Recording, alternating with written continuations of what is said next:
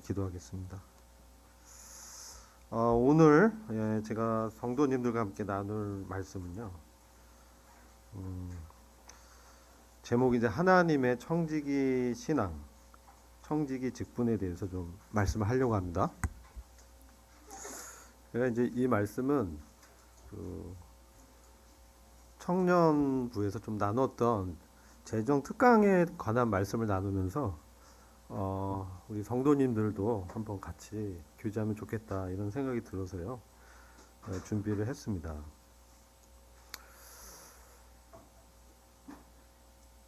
우리가 재정이라고 하면 이제 쉽게 말하면 돈이잖아요. 돈. 이 돈을 어떻게 사용할 것인가. 교회에서 돈의 사용에 대해서 얘기하는 것에 대해서 세속적이라고 생각하시는 분들도 있을 것 같아요. 그리고 저희 모임이 돈 사용에 대해서는 다른 기독교계에서 이렇게 헌금을 많이 강조하는 것에 비해 저희들은 거의 그런 부분을 강조하지 않죠. 그러나 성경에서는 사실 이 재정에 관한 주제가 성경 구절이 2350개나 나옵니다. 성경 구절 자체는. 그리고 이제 믿음이나 구원에 관한 구절은 각각 한 200여 개가 나옵니다. 그리고 성경의 상당한 부분을 하나님께서 이 재정과 청지기직에 대해서 말씀을 하려고 있습니다. 한번 생각해 볼 내용이죠. 그리고 주님께서 비유의 말씀을 38개를 말씀하셨는데 16개가 금전적인 소재를 주제로 했습니다. 거의 반 정도를 주님의 비유에서도 재정의 문제를 다뤘다는 것입니다. 그런데 이것은 사실 사람의 마음의 문제입니다. 마태복음 6장 21절 보면 너의 보물 있는 그곳에 내 마음도 있느니라 이렇게 말씀하셨습니다. 그래서 이 재정의 영역은 영적인 영역이고 이 부분을 하나님께서는 여러 말씀을 통해서 우리에게 환기시키고 올바른 재정의 사용, 청지기적 삶에 대해서 교훈해 주고 있는 것입니다. 시편 24편 1절을 보면 이렇게 말씀합니다. 땅과 거기에 충만한 것과 세계와 그 가운데 사는 자들은 다 여호와의 것이로다. 이것은 매우 중요한 원리를 말씀하는데 땅과 거기에 충만한 것, 우주의 어떤 소유권이 누구에게 있는가? 이것이 여호와의 것이다.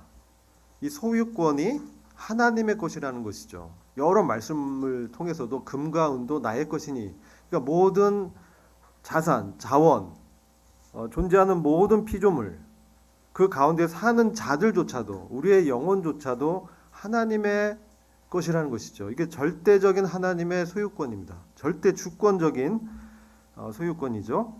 그렇게 봤을 때 우리가 갖고 있는 여러 재산, 여러 종류가 많겠죠. 현금도 있을 거고 뭐 부동산, 증권 이런 여러 종류가 있습니다. 이것이 사실은 나의 것이 아니라는 거예요. 성경에서 말씀하는 것. 이것은 하나님의 것을 내가 잠시 이 땅에 사는 동안 관리하는 개념이에요. 성경에서 말씀하는 거예요. 이것을 뭐라고 하냐면은 청직이라고 합니다. 관리자라는 뜻이죠. 그래서 이것을 원어는 오이코노모스라고 합니다. 이것은 내 것이 아닌 주인의 것을 위탁받아서 내 뜻이 아닌 주인의 뜻대로 관리하는 대리인이에요. 중요한 것은 내 뜻이 아니라 주인의 뜻대로 운용한다는 것이죠. 그래서 인간의 모든 사실 경제 행위는 하나님의 통치와 섭리 아래에 있다는 거예요. 이게 굉장히 중요해요.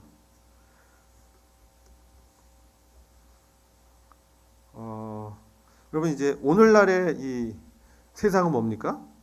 디모데후서 3장을 보면은 2절에 보면 뭡니까? 오늘날의 그 세상의 특징으로 자기를 사랑한다는 표현이 나와요. 디모데후서 3장 2절을 보시면은 이 말세에 고통하는 때가 이제 있는데 왜 고통하냐? 사람들 간에 이제 사랑이 다 식어요. 식고 이 추구하는 것이 그 금전적인 어떤 재물 이런 것도 추구한다는 것이죠. 이렇게 말씀해요. 사람들은 그러니까 1절 보면 내가 이것을 알라. 그러니까 디모데에게 바울이 마지막 유언을 쓴 것이죠. 디모데 후서가. 그 내용이 말세에 고통하는 때, 위험한 때, 아주 그 살기 어려운 그런 때 영적으로 매우 어려운 시기가 온다는 것이에요. 근데 그 특징이 뭐냐? 사람들이 나를 사랑한다. 나를 사랑한다. 자기를 사랑하며 그 다음 뭐가 나오냐면은 돈을 사랑한다는 거예요. 돈을 사랑한다.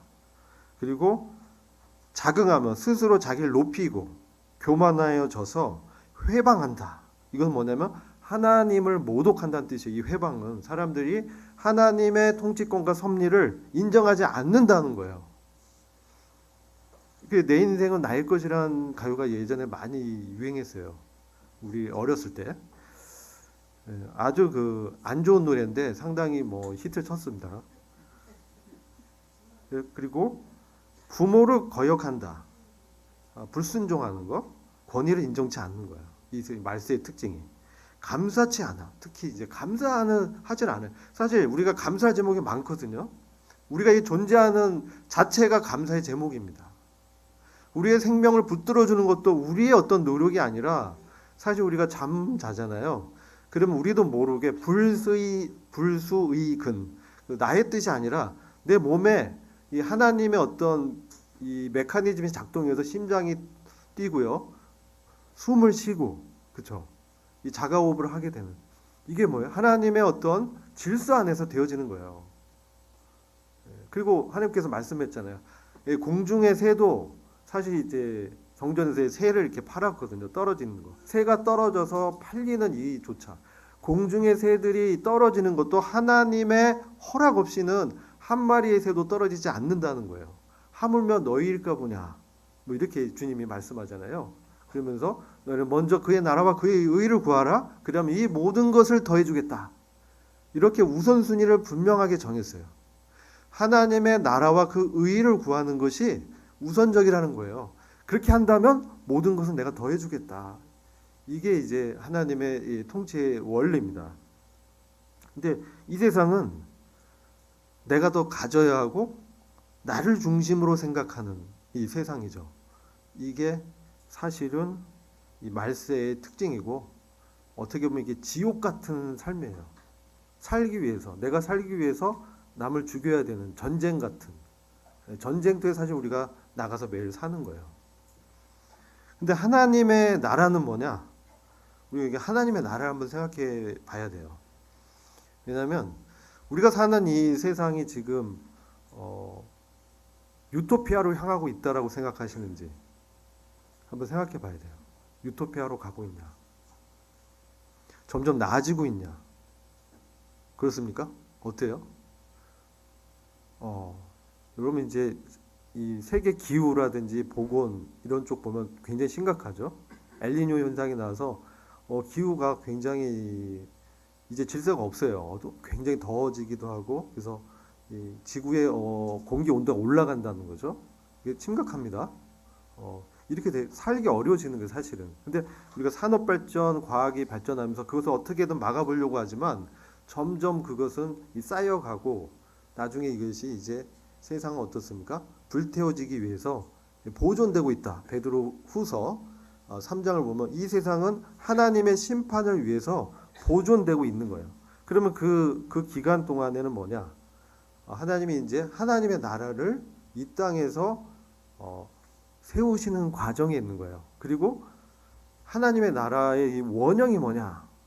하나님 나라의 원형은 사실은 그 하나님 나라의 원형과 축복은 에덴에 있어요. 에덴, 사실은 에덴.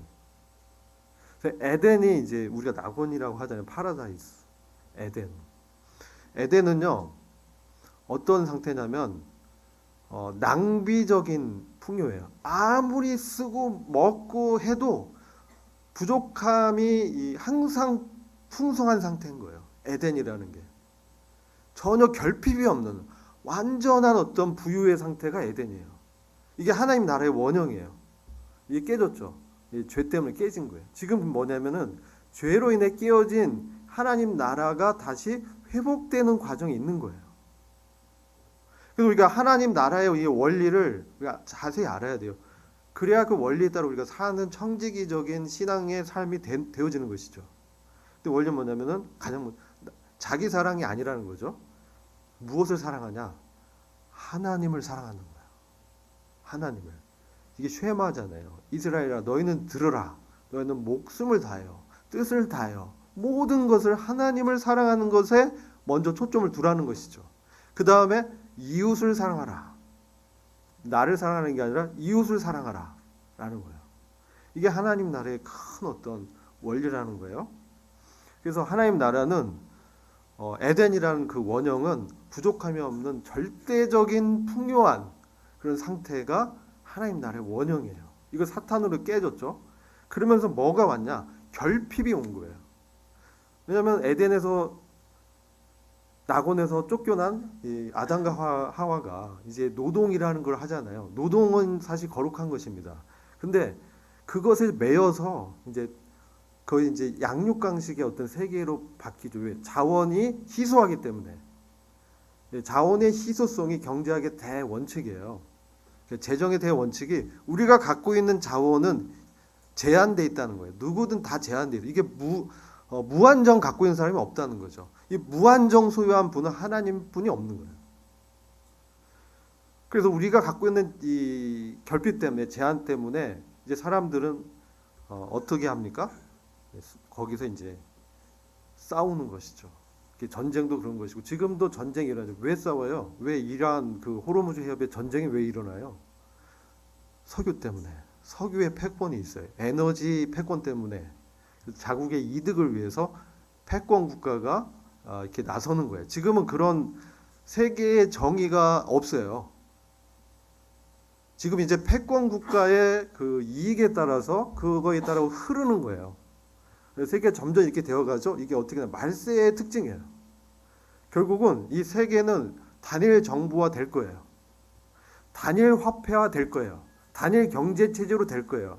마지막에 단일 종교가 될 거예요. 종교 통합. 이것은 흐름이에요. 하나님이 그렇게 예견하시고 세상의 흐름이 그렇게 가고 있어요. 이 세상은 바로 그런 바벨론 체제라고 합니다. 바벨론.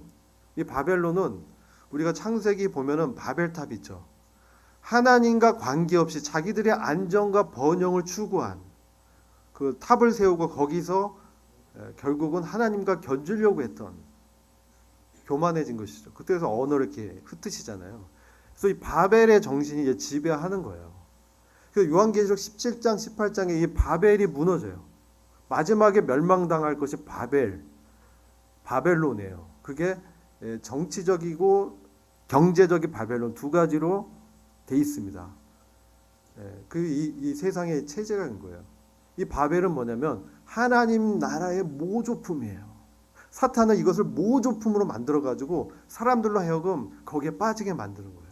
거기는 금과 은과 여러 사치스러운 그 물품이 거래가 되고요. 그리고 사람의 영혼도 거래가 돼요. 사람의 영혼 자체도 이 거래 대상이 되는 거예요. 오늘 어떻습니까? 미디어, 대중문화, 스마트폰 이런 소비 풍조가 어느덧 사람들의 영혼에 깊이 침투해서 사람의 가치가 하나님의 형상을 닮아가는 이 사람의 존재 가치가 없어지고 외모, 명품, 여러 가지 자산으로 평가받는 이게 뭐예요? 우상이에요. 이걸 뭐라고요? 맘몬이라고 합니다. 그래서 마태복음 6장 24절에 이렇게 말씀해요. 아무도 두 주인을 섬기지 못할 것이다. 누구도 두 주인을 섬길 수가 없다는 거예요. 그래서 너희가 하나님과 재물을 겸하여 섬기지 못하느니라. 하나님을 섬기든지 맘몬을 섬기든지 재물, 우상을 섬기든지. 그래서 이 맘몬은 맘몬나스라는 원어인데 단순한 화폐가 아니고요. 인간의 안정과 구원을 약속하면서 하나님과 관계를 가로막는 우상 숭배적인 영적인 권세를 맘몬이라고 하는 거예요. 그래서 지금 이런 사상이 물질을 단순히 소유하는 그게 문제가 아니라 물질로 인격이 지배당하는 이런 것이 이 물질이 주권적으로 사람을 이렇게 컨트롤하면서 통제하는 거예요. 이게 바로 타락입니다. 타락이고 오늘날의 이제 우상 숭배예요. 그러면 가나안의 이제 우상을 보면 크게 5가지가 있는데 나중에 시간 되면 우상에 대해서 좀 말씀드리려고 하는데 우리가 잘 알고 있는 게 뭐가 있냐면 바알 있죠. 바알, 아세라, 아스타롯, 다곤 이런 신의 이름들이 나오잖아요. 고대 이스라엘 백성이 이제 우상에 빠지게 됩니다. 이게 가나안에 들어가면서 가나안 민족들이 추구했던 가치가 있어요. 그것이 뭐냐면 이런 아까 말씀드린 바벨론이 경제 체제, 정치 체제 안에서 불확실한 현실이라는 거죠. 미래가 불확실하니까 사람들이 자기의 손에서 통제하고 싶었던 인간의 근본적인 욕망이 이제 표출되는 거예요. 근본적으로 그것이 표출돼서 만들어낸 게 우상이에요. 하나님도 만들어냈잖아요. 그들이 시내산에서 하나님을 만들어내서 금송아지로 형상화한 거예요. 그들의 마음 가운데 그러한 애굽에 있었던 그러한 재물 이런 것들이 자기들의 삶을 부유해주고 번영시키고 안전하게 보호해준다고 생각했던 것이죠. 하나님이 아니라 그런 것들에 이제 의지하게 되는 것이죠. 그래서 사실은 바알은 뭐냐면 바알이 이제 폭풍의 신, 그죠? 뭐 비를 내리고 그래서 농업 사회에서는 이런 비가 굉장히 중요하잖아요. 바람이 중요하고. 그러니까 바알 아세라는 뭐냐면 사실은 물질적인 안정 이런 걸 추구하는 게 아세라예요. 아스다롯이라고 또 있어요. 아스다롯은 이것은 어떤 가축이 잘 태어나게 하는 그러니까 다산하고 번영하는 이것이 이제 아스다롯이에요. 근데요 이스라엘 백성들이 이것을 추구하다 결국은 어떻게 되냐면 왕들이 그것을 다 받아들여요. 이스라엘 왕이. 그래서 성전에 여호와의 제단 옆에 아세라 목상이 서 있어요. 그러니까 요시야 왕이 그걸 다 제거하고 다 불살르고 그 성전 안에 무슨 그 미동이라고 이제 그런 집이 있어. 미동의 집, 성전. 이게 남창의 집이에요. 이게 뭐냐 바알 신앙. 이방 문화가 들어와서 그런 성적인 어떤 타락으로 연결되는 거예요. 그 가운데 뭐 신의 어떤 그런 것들이 내린다. 그래서 성전에 가면은 성전에 있는 여사제나 남사자와 그런 관계를 맺는 거예요. 그게 이제 팽배에 있는 이것이 들어온 거예요 이스라엘에. 그래서 이 뭐냐 하나님과 인격적인 언약 관계에서 그분을 사랑하고 마음으로 그분을 우선순위로 두는 그런 믿음이 아니라 하나님과의 관계를 거래 계약 조건으로 바꾸는 거예요. 이게 바알 신앙이에요. 그래서 내가 뭘 이렇게 하면 하나님한테 복 준다는 거예요. 그래서 이 미래 불확실한 희소한 자원으로 인한 이러한 불안정한 것을 자기의 어떤 행위죠. 뭘 드림으로 자기가 인정받고 조건화돼서 하나님을 그 조건화시키는 우상의 틀로 격화시킨 것이요. 이게 우상이에요. 그러니까 하나님을 통제하려고 하는 거예요. 하나님의 주권이 없어진 거예요. 그런 관계로 만들어서 결국은 혼합주의, 세속화되게 만들어서 결국은 물질적 안정과 인간적 이런 보장, 세상의 어떤 성공이 바로 이제 신앙 안에 들어와 버린 것이죠. 이런 것들이 이제 들어왔어요. 이게 만몬 신앙이라는 거예요. 그래서 우리가 열왕기상 이제 18장 보면 엘리야가 갈멜산에서 그 바알 사제와 아세라 사제를 다 모아다가 거기서 이제 영적인 전쟁을 하는 거예요. 3년 반 동안 비가 안 내리니까 왜 비가 안 내리겠어요? 수백 년 동안 지금 이 이스라엘 백성들이 바로 이런 우상으로 심각하게 여호와의 제단 옆에 아세라 목상을 세워놨다 이거예요. 하나님과 만몬을 겸하여 섬기는데 사실은 누굴 섬겨요? 사실은 누굴 섬기는 거예요? 하나님 섬기는 게 아니에요. 하나님은 자신의 그 거룩을 절대 그분의 영광을 누구에게 뺏기는 분이 아니에요. 그렇기 때문에 이스라엘은 사실 하나님을 섬긴다고 하지만 우상을 섬기고 있다는 거예요. 하나님 통제하려는 거예요. 모든 것을 자기가 통제하려고 하는 이런 만몬 사상이 들어와 있다. 그래서 엘리야가 여호와가 하나님은 그를 따르라 이렇게 이제 외치지만 백성이 침묵해요. 아무 대답을 안 해요. 그들은 바알과 아세라를 따르고 있었기 때문에 이 화답이 안 된 것이죠. 그래서 거기서 이제 바알과 아세라 사제들이 아무리 춤추고 자기의 이제 몸에 이렇게 자해하면서 피를 흘리고 이제 그런 접신을 하려고 아무리 해도 번제단의 그 짐승에 불이 안 내려와. 그걸 보면서 이제 엘리야가 조롱하죠. 그런데 이제 엘리야 차례가 됐어요. 그러면 거기다 물을 막 3번이나 붓고 물을 붓는 거예요. 제단에 막 도랑이 넘치게 했어요. 어떻게 불이 내려와요? 더 최악의 조건을 만들어 놓고 이제 엘리야가 기도했죠. 그러니까 하늘에서 불이 바로 내려와서 그걸 다 태워버렸어요. 그러니까 정말 백성의 마음이 정말 하나님이 참 신이구나, 여호와가 참 신이구나, 그러면서 우상을 이제 버리는 그런 사건이 있습니다. 그러니까 우리가 이런 이 하나님 나라의 주권을 잘 봐야 돼요. 우리 안에 어느덧 이 바알 신앙이 들어와서 우리 신앙 가운데 내가 뭔가를 하면 조건부 계약을 거래를 하나님과 하는 거예요. 하나님이 들어주시겠지. 이게 기복신앙이에요. 이게 들어와 있습니다. 그래서 우리가 이게 만몬을 섬기냐, 그것은 하나님 섬기는 게 아니라는 거죠. 바로 만몬을 섬기고 있다는 거예요. 우리 안에 그것이 많이 들어와 있다.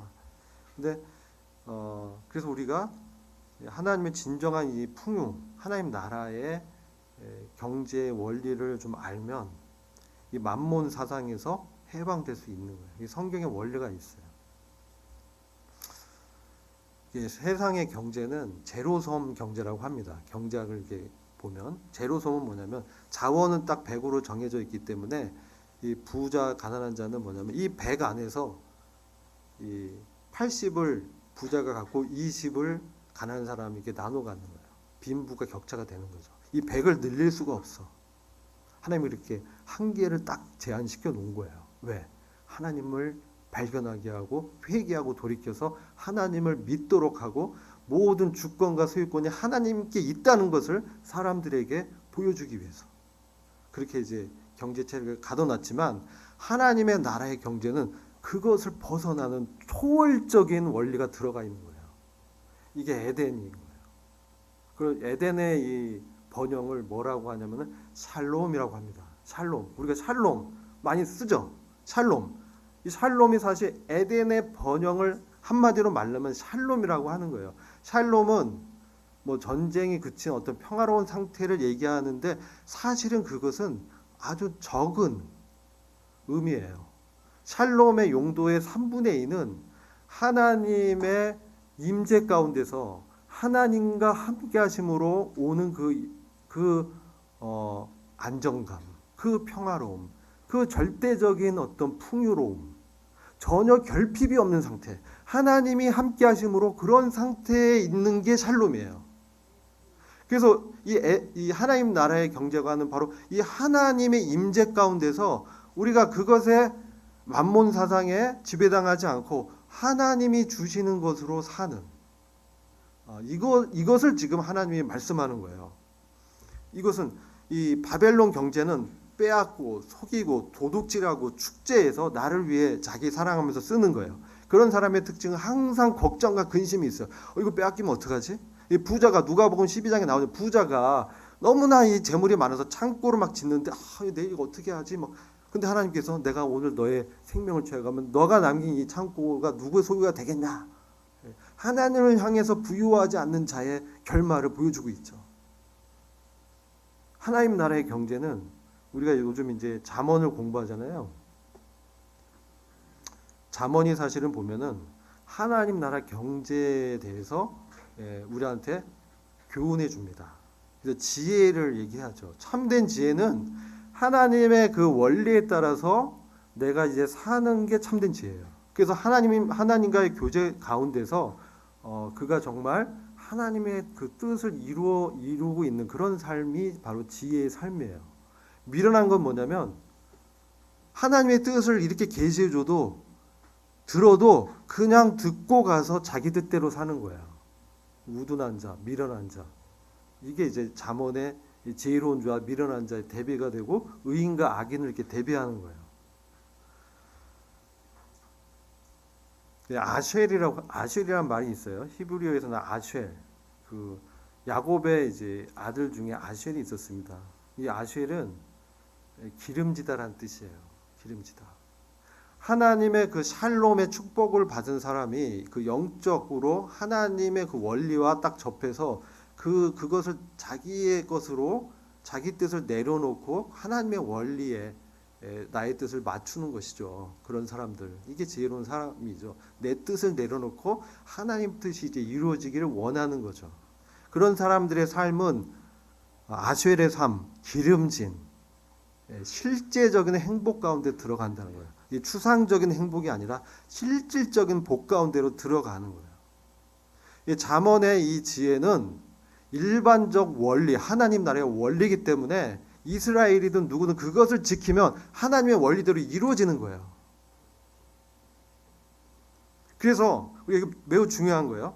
잠언 10장 22절 보면 여호와께서 복을 주심으로 사람으로 부유하게 하시고 근심을 겸하여 주지 아니하시느니라.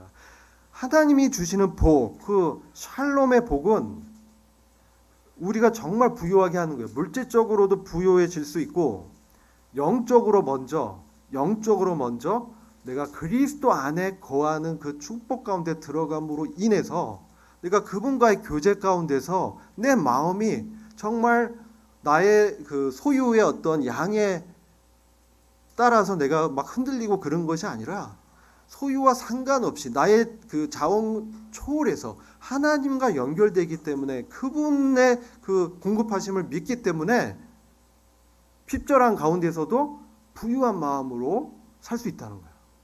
이 원리가 되게 중요해요. 그래서 이 영적인 부유와 물질적 부유가 같이 오는 거예요. 이게 잠언이 말하는 지혜입니다. 그래서 근심을 겸하여 주지 않는다. 하나님이 주시는 그 복은 근심스러운 게 아니라 하나님 함께 하시기 때문에. 그게 뭐냐면 내가 가진 재산이 내 것이 아니라는 거예요.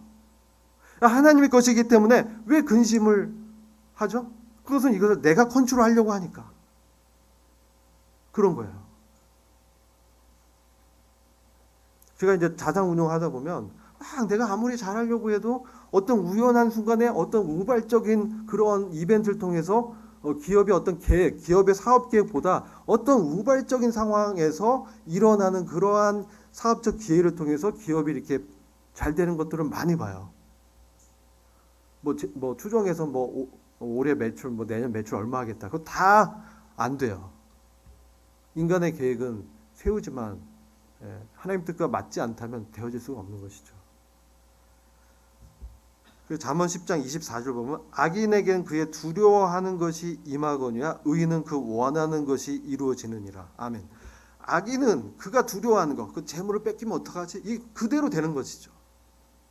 그러나 의인은 하나님의 뜻과 그 그리스도 안에 연합된 믿음을 가진 사람은, 그 안에 그리스도가 사는 사람은 그 원하는 것이 이루어진다는 거예요. 아멘. 이것을 믿으셔야 돼요. 하나님이 원하는 그것을 우리가 기도한다면, 우리가 그런 의인이라면, 하나님의 지혜를 받는다면 그 뜻대로 구하는 기도는 이루어진다는 거예요. 이게 하나님의 원리예요. 우리가 그것을 그냥 내 생각대로 구하지 않는 것이죠. 내 뜻, 내 욕심이 더 앞설 때는 하나님 듣지 않으세요. 근데 그 원리를 분명히 하고 내가 하나님 뜻에 굴복되어지는 자라면 하나님이 그가 기도하는 거 이루어지는 거예요. 회의리 빠름이 지나가면 악인은 없어져도 의인은 영원한 기초 같으니라. 잠언 10장 25절. 이 세상은 회의리 빠름 같은 여러 가지 변화가 많아요. 악인은 그와 함께 없어지지만 의인은 영원한 기초 같다. 의인은 왜 그래요? 그리스도 안에 그분이 나의 의가 되기 때문에 의인의 기초는 그리스도잖아요. 그렇기 때문에 영원한 것이죠. 의인은 영영이 이동하지 아니하여도 악인은 땅에 거하지 못하게 되느니라. 잠언 10장 30절 말씀. 이런 말씀들은 우리가 어떻게 살아야 되는지를 교훈해주고 있습니다. 잠언 10장 28절 보면 의인의 소망은 즐거움을 이루어도 악인의 소망은 끊어지느니라. 이렇게 말씀하죠. 의인의 소망은 이루어진다. 기쁨 가운데. 왜? 하나님의 뜻이 이루어질 기도했는데 그것이 이루어지는 것을 보니까 기뻐요. 내가 기도한 기도 제목이 그대로 이루어지니까 구도자가 이제 구원을 받게 되니까 또 어떤 지체들이 회복이 되니까 건강을 회복하게 되니까 그 기도한 것이 이루어지니까 바로 우리가 영적인 즐거움 가운데 누릴 수 있다는 것이죠.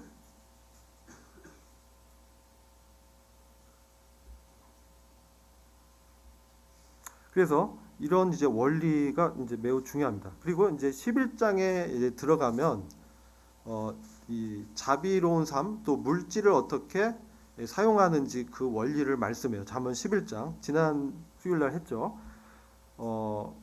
그때 이제 잠언 11장 16절 보면 이렇게 나옵니다. 은혜로운 여자는 명예를 유지하며 강한 남자들은 재물을 유지하느니라. 그때 이제 영찬 형제가 해석을 잘해줬는데 은혜로운 여자는 이 명예를 유지한다 이렇게 돼 있어요. 다른 번역하면 유덕한 여자는 존영을 얻고 근면한 남자는 재물을 얻느니라 이렇게 돼요. 여기 이제 유덕하다라는 거는 은혜롭다라는 거예요. 은혜롭다. 은혜로움, 자비가 있는 거예요. 하나님이 주신 그 자비가, 그 은혜가, 긍휼력 있는 마음이 있는 사람은 그가 존영을 얻고 하나님의 영광 가운데 동참하는 것이죠. 그러나 이 근면한 남자, 여기 영어로 보면 뭐 루슬리스, 무자비한, 근데 원어적으로도 자비 없는 남자 뜻이 있어요. 자비가 없는 남자는 뭐냐면 그 재물만 붙들고 있는 거예요. 예. 그것이 이제 자기가 세상에서 자기가 붙들면 움켜쥐고 있으면은 유지가 되리라고 생각하는 것이죠. 그 착각이라는 거죠. 이제 잠언 11장 10절 보면은 17절 보면 긍휼을 베푸는 자는 은혜로운 자는 긍휼을 베푸는 것이죠. 자기의 것을 이렇게 흘려내는 거예요. 자기의 것을 흘려낸다. 여러분 이제 엘리야가 이제 사르밧에 가서 과부를 만나잖아요. 근데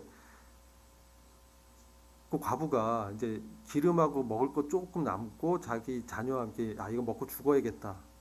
비가 안 오고 먹을 거 없으니까 너무 이제 어렵게 된 상태에서 엘리야가 딱 가서 하나님의 선지자 엘리야가 왔다는 거죠. 그리고 너 그 먹지 말고 나한테 먼저 줘 그런 거야.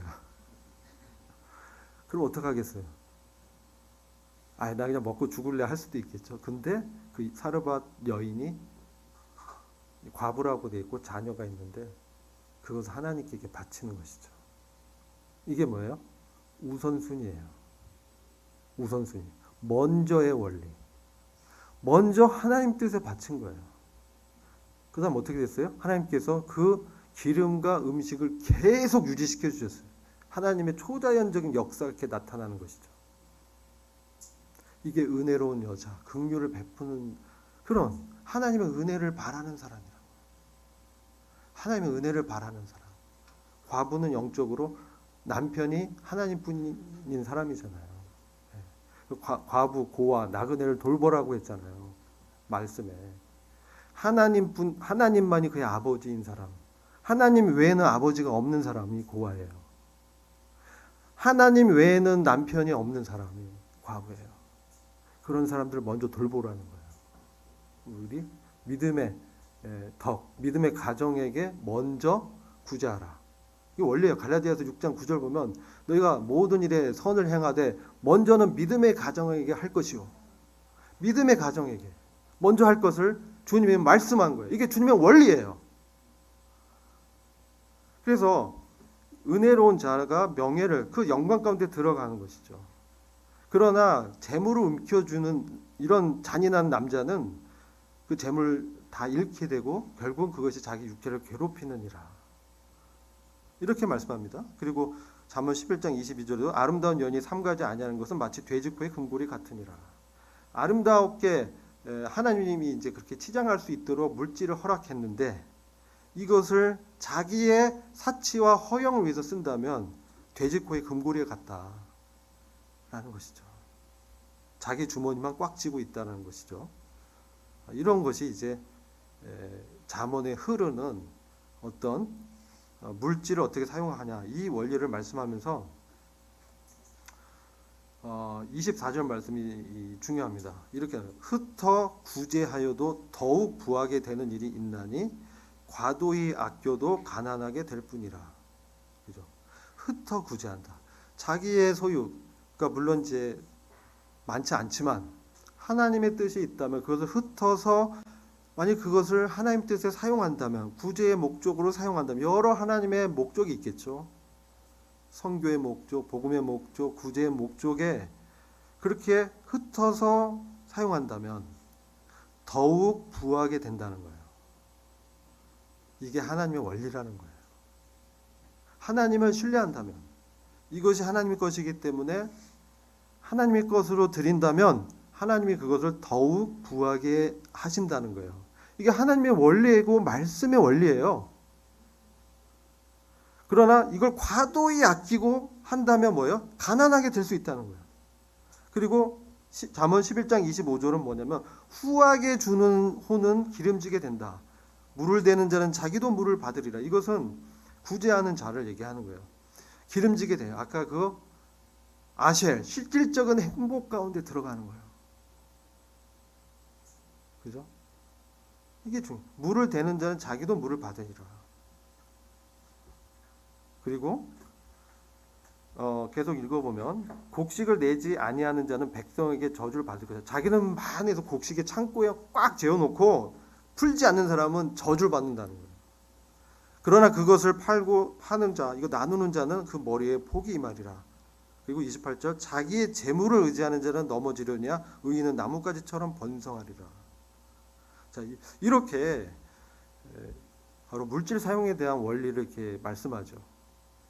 이렇게 됐을 때 이 샬롬, 하나님의 임재와 함께 그 정말 편안한 마음 가운데 또 아쉐르, 그 기름진 그 삶의 행복이 그 사람에게 온다는 것이 하나님의 일반적 원리예요. 이거 이루시겠다는 거예요. 왜 안 오냐? 그거 안 따라하니까. 따라해도 자기 뜻을 위해서 하니까 이루어지지 않는 거예요. 그러니까 오직 의인은 믿음으로 산다. 그것은 뭐예요? 하나님 뜻에 맞춰서 순종하는 삶을 산다는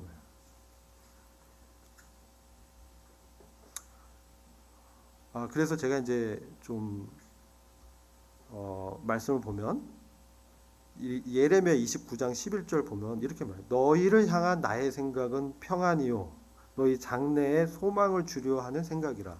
이것은 예레미야 선지자가 하나님의 말씀을 대언하면서 이스라엘이 바벨론 포로기 가운데 있을 때 이 말씀을 한 거예요. 내가 너희를 막 고통스럽게 해가지고 막 이렇게 죽이려고 하는 게 아니라 내가 갖고 있는 생각은 평안이다, 샬롬이다. 하나님의 임재와 함께 그분의 뜻을 이룸으로 정말 그 안정과 번영과 하나님의 부유함 가운데 결핍이 없는 그런 삶을 살도록 하는 것이 하나님의 생각이라는 거예요. 너희 장래에 소망을 주려 한다 이렇게 선언하시고 이것이 에베소서 1장 18절에 가면 바울이 기도합니다. 우리의 마음의 눈이 밝아져서 성도 안에서 누릴 하나님의 나라의 기업의 영광의 풍성함을 보기를 원하노라. 하나님의 기업의 영광의 풍성함을 보기를 원하노라. 이렇게 말씀하는 것이죠. 그리고 아까 이제 말씀을 언급했는데 마태복음 6장 19에서 21절에서 내 보물 있는 그곳에 내 마음도 있다. 그래서 아까 이제 기도도 하셨지만 하늘의 그 창고, 하늘의 배낭, 주머니 거기에 우리가 미리 보낼 수 있다는 거예요. 미리. 왜? 우리가 그러한 하나님 뜻에 맞게 물질을 흘린다면 하나님께서 그것을 통해서 그것을 30배, 60배, 100배로 돌리신다는 거예요. 이게 하나님 나라의 원리입니다. 이게 이 땅에 우리가 살 때도 우리가 그런 마음으로 쓴다면 하나님께서 의인의 원하는 바는 이루어지게 한다. 그 뜻으로 드린다면 하나님이 그를 더 부하게 한다는 거예요. 왜? 그것에 그가 헌신된 사람이기 때문에 하나님이 그를 신뢰하는 것이죠. 하나님의 신뢰를 얻는 그런 믿음에까지 이제 우리가 자라가야 돼요. 그리고 갈라디아서 6장 7에서 9절 중요합니다. 이거 한번 같이 보시겠습니다. 갈라디아서 6장 7에서 9절 보시면 자 7절 같이 한번 읽어볼게요. 시작. 스스로 속이지 말라. 하나님은 만울이 여김을 받지 아니하시나니 사람이 무엇으로 심든지 그대로 거두리라. 자기 육체를 위하여 심는 자는 육체로부터 썩어짐을 거두고 성령을 위하여 심는 자는 성령으로부터 영생을 거두리라. 아멘. 예. 그리고 9절 우리가 선을 행하되 낙심하지 말지니 아니면 때가 이름에 거두리라. 그러므로 우리는 기회 있는 대로 모든 이에게 착한 일을 하되 더욱 믿음의 가정들이 할지니라. 우리가 성령에게 심는다. 성령의 그 뜻, 성령이 원하시는 소욕에 따라서 내가 심는다면, 물질을 사용하고 나의 시간을 드리고 나의 몸을 사용한다면 하나님께서 그것을 보고 영생으로 영광으로 갚으시겠다는 약속이라는 것이죠. 여러분 그 교회를 뭐라고 합니까? 교회. 예, 클레시아. 이제 교회가 그리스도의 몸이죠. 몸입니다. 하나님의 충만함이 그리스도 안에 있고 만물을 충만케 하시는 자의 충만이 교회 안에 있다는 거예요. 이게 어떻게 가능한 일이냐? 우리가 믿음으로 그리스도의 충만함에 장성한 분량에 이르기를 이제 우리가 구하잖아요. 이것은 이 교회 안에 성령님이 주신 은사에 따라서 여러 유익을 끼치도록 작동하도록 주님이 은사를 준 거예요. 복음 전하는 거, 말씀을 가르치는 거, 믿음의 은사, 섬김과 봉사의 은사, 지식의 은사, 지혜의 은사, 구제의 은사, 긍휼의 은사, 여러 다양한 은사들 주셨어요. 왜? 몸을 세우기 위해서. 그리스도의 몸을 세우기 위해서. 하나님의 나라는 딴 데가 아니라 어디 있어요? 우리 안에 있는 거예요. 하나님 나라가 너희 가운데 있다. 그렇게 말씀하셨고 계시록 1장에 보면 너희를 그 그리스도의 피로 사서 우리를 나라와 제사장으로 삼으셨다. 하나님께서 우리를 그분의 나라로 삼으셨다는 거예요.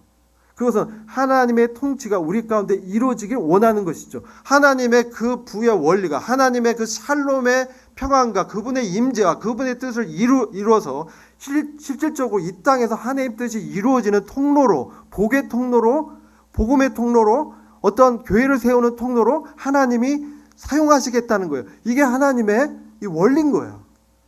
이것에 따라서 우리가 이제 드리면 우리가 이 땅에서 하나님 뜻을 이루는 그러한 하나님 나라를 확장하고 교회를 세우는 거예요. 오늘날 우리가 보이지 않는 그 하나님 나라는 바로 우리 안에 있는 거예요. 그래서 우리 자신이 바로 하나님 나라로 세워지는 거예요. 이것을 착각하면 안 돼요. 우리 자신을 하나님의 나라로 세우셨다는 거예요. 우리 개인이 아니라 단체적 교회를 하나님의 나라로 삼으셨다는 거예요. 그래서 이게 굉장히 중요한 거예요. 그래서 먼저는 믿음의 가정들을 돌보아야 돼요. 그래서 이 대표적인 예가 고린도후서 8장 9장에 걸쳐서 나옵니다. 고린도후서 8장 9장이 사도 바울이 연보의 원리로 말씀한 거예요.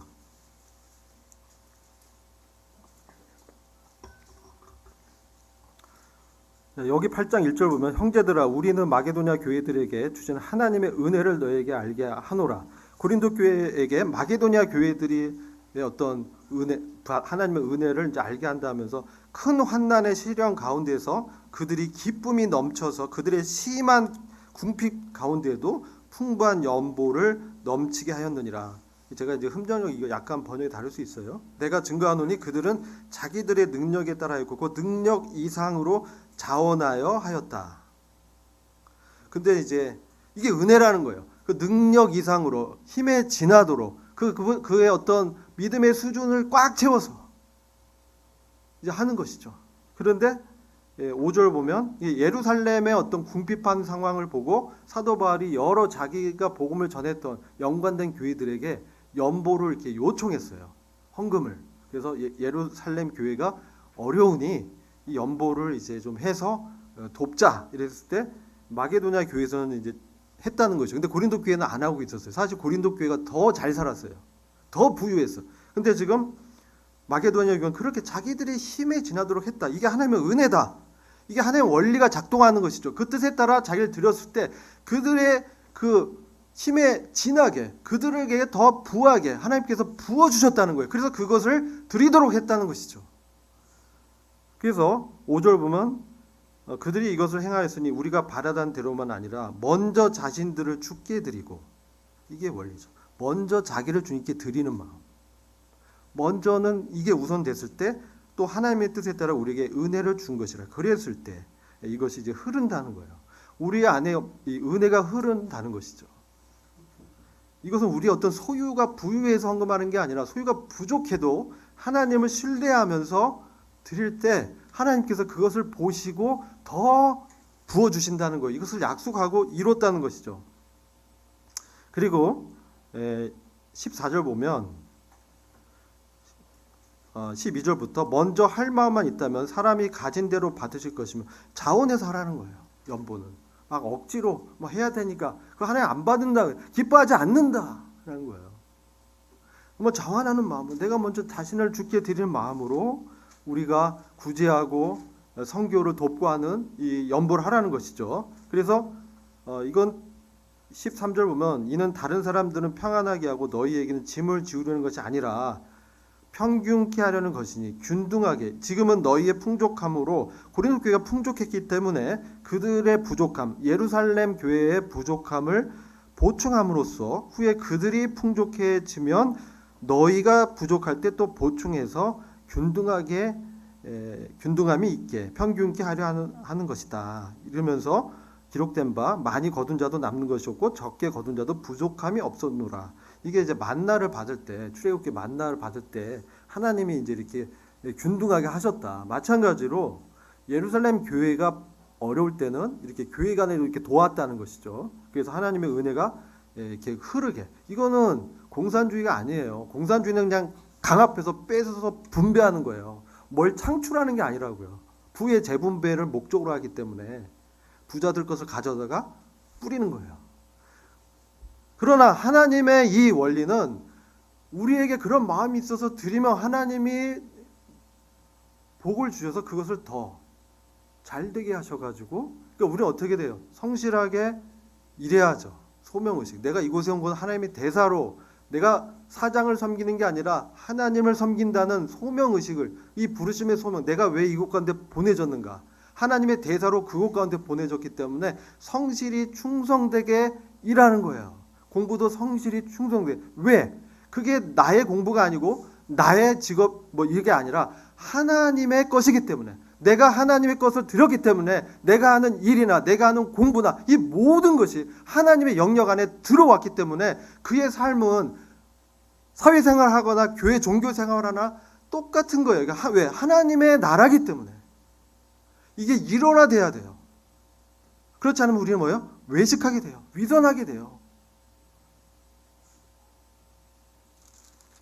그래서 이제 9장 보면, 시간이 없어서 제가 짧게 요약해서 말씀드릴게요. 9장 1절 보면 성도들을 섬기는 일에 대하여 내가 너에게 더 쓸 필요가 없다 하면서 2절 보면 준비를 얘기하는 거예요. 우리가 연보할 때 준비해야 돼요. 준비하고 기도하면서 하나님의 은혜가 넘치도록 준비해야 됩니다. 그리고 7절 8절 이렇게 있는데요. 고린도후서 9장 7절 8절이 아주 중요합니다.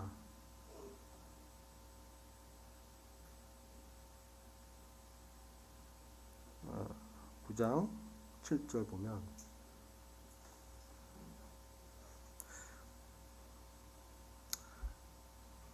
각각 그 마음에 정한 대로 할 것이요. 7절 8절 같이 읽어보겠습니다. 시작. 각각 그 마음에 정한 대로 할 것이요 인색함으로나 억지로 하지 말지니 하나님은 즐겨내는 자를 사랑하시느니라. 하나님이 능히 모든 은혜를 너희에게 넘치게 하시나니 이는 너희로 모든 일에 항상 모든 것이 넉넉하여 모든 착한 일을 넘치게 하려 하심이라. 기록한 바 저가 흩어 가난한 자들에게 주었으니 그의 의가 영원토록 있느니라 함과 같으니라. 10절. 심는 자에게 씨와 먹을 양식을 주시는 이가 너희의 심을 것을 주사 풍성하게 하시고 너희의 의의 열매를 더하게 하시리니 너희가 모든 일에 부요하여 너그럽게 연보를 하면 저희로 우리로 말미암아 하나님께 감사하게 하는 것이라. 아멘. 여기 보면 심는 자에게 씨와 먹을 양식을 주신다는 거예요. 우리가 하나님의 뜻대로 성령의 소욕대로 드릴 때, 심을 때 하나님께서 그 일을 할 수 있도록 너희의 심을 것을 주시겠다고 약속한 거예요. 너희의 심을 것을 주시겠다. 그래서 풍성하게 해서 너희의 의의 열매를 더하게 하시겠다. 그래서 너희가 모든 일에 부유해져서 너그럽게 연보를 하고 이렇게 흘려서 나눔으로 저희로 우리로 말미암아 하나님께 감사하게 하겠다. 이게 하나님의 그 뜻이에요. 교회를 향한 뜻이에요. 이게 그리스도의 몸이 하나님의 그 원리로 충만케 되어서 그러한 물질이 흐르고 나의 봉사가 흐르고 해서 이것이 하나님 나라를 이렇게 세우겠다는 거예요. 이게 하나님 나라의 청지기의 믿음인 것이에요. 우리가 이런 일에 부르심을 받은 거예요. 우리가 모두 선교사가 될 수 없고 모두 전도자가 될 수 없고 모두 설교자가 될 수 없어요. 왜? 어떤 이는 복음 전도의 일을 하고 어떤 이는 교사의 일을 하고 어떤 이는 구제의 일을 하고 어떤 일은 다스리는 일을 하고 은사가 다 달라요. 그래서 우리는 그 맡은 바 영역에 따라서 주님으로부터 이것을 활성화시키도록 기도하고 구해야 되는 것이에요. 이게 하나님의 교회를 향한 놀라운 충만함의 원리예요.